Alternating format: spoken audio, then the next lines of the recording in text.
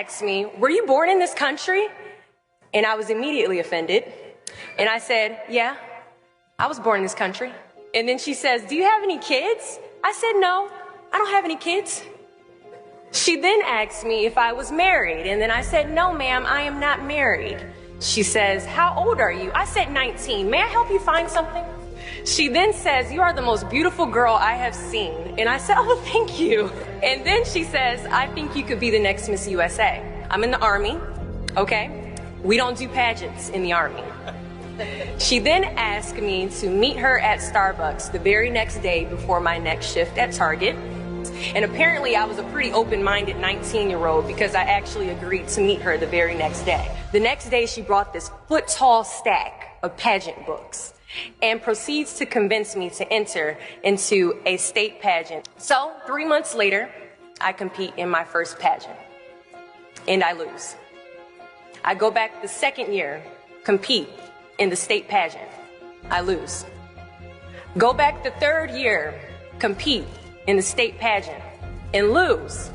Go back the fourth year, compete in the same pageant and lose.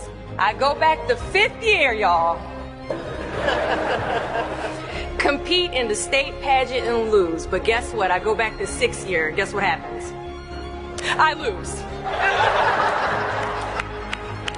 I called her on the phone and said, you told me I could be the next Miss USA. And she says, Deshauna, keep working, don't quit, keep going back. And in June of 2015, she passes away from leukemia. 6 months later, in December 2015, I win Miss District of Columbia, USA.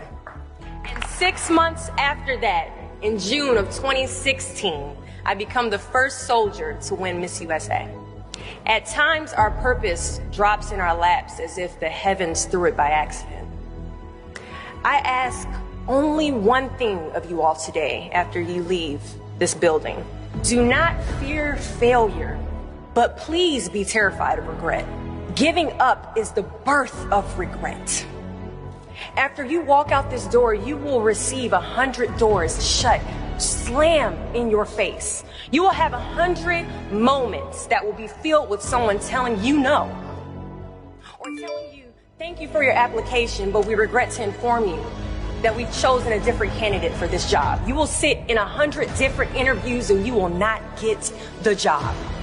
The reality of life is that we will all hear more no's than we hear yeses. And we will fail a lot, and I mean a whole lot. But what I ask of you today is to not take no for an answer. Don't be afraid of no's. Be afraid of the possibility of a yes that you have prematurely destroyed because you decided to quit before the clock strikes 12. I love a good no. Please tell me no. Telling me no is like adding fuel to a fire that is now set ablaze because of your single no. So today I challenge you to fight, to work, to not stop here, to believe so heavily in your aspirations that you too will not fear the word no, but instead you will choose to welcome it.